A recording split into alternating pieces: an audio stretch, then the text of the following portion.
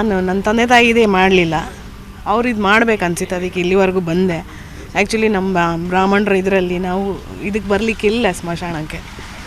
ಅವರನ್ನು ಅಲ್ಲಿವರೆಗೂ ಕಳಿಸ್ಕೊಡ್ತೀನಿ ಅಂತ ಮಾತು ಕೊಟ್ಟಿದ್ದೆ, ಅದಕ್ಕೆ ಬಂದಿದ್ದೀನಿ. ನಾವು ಇರುವಾಗ ಚೆನ್ನಾಗಿ ನೋಡ್ಕೊಂಡಿದ್ದೀವಿ, ಆ ತೃಪ್ತಿ ನಮಗಿದೆ. ಅವರು ತೃಪ್ತಿಯಾಗಿ ಹೋಗಿದ್ದಾರೆ. ಅದೇ ಮಕ್ಕಳನ್ನು ಇವಾಗ ಹೆಂಗೆ ಕಂಟ್ರೋಲ್ ಮಾಡೋದು ಅಂತ ಗೊತ್ತಾಗ್ತಾ ಇಲ್ಲ. ಆದರೆ ಇಡೀ ಕರ್ನಾಟಕ ಜನತೆ, ಸಿನಿಮಾ ಇಂಡಸ್ಟ್ರಿ, ನಮ್ಮ ರಾಕಿಂಗ್ ಸ್ಟಾರ್ ಯಶ್ ಅವರು, ನಮ್ಮ ಧ್ರುವ ಸರ್ಜಾ ಅವರು, ಶಿವಣ್ಣ, ಪ್ರತಿಯೊಬ್ಬರಿಗೂ ನಾವು ಕೈ ಎತ್ತಿ ಮುಗಿದ್ರೂ ಕೂಡ ಕಡಿಮೆ ಅನಿಸುತ್ತೆ. ಯಾಕೆಂದರೆ ಎಲ್ಲರೂ ಸಹಾಯ ಮಾಡಿದ್ದಕ್ಕೆ ಇಷ್ಟುವರೆಗೆ ಅವರನ್ನು ಉಳಿಸ್ಕೊಂಡು ಬಂದ್ವಿ.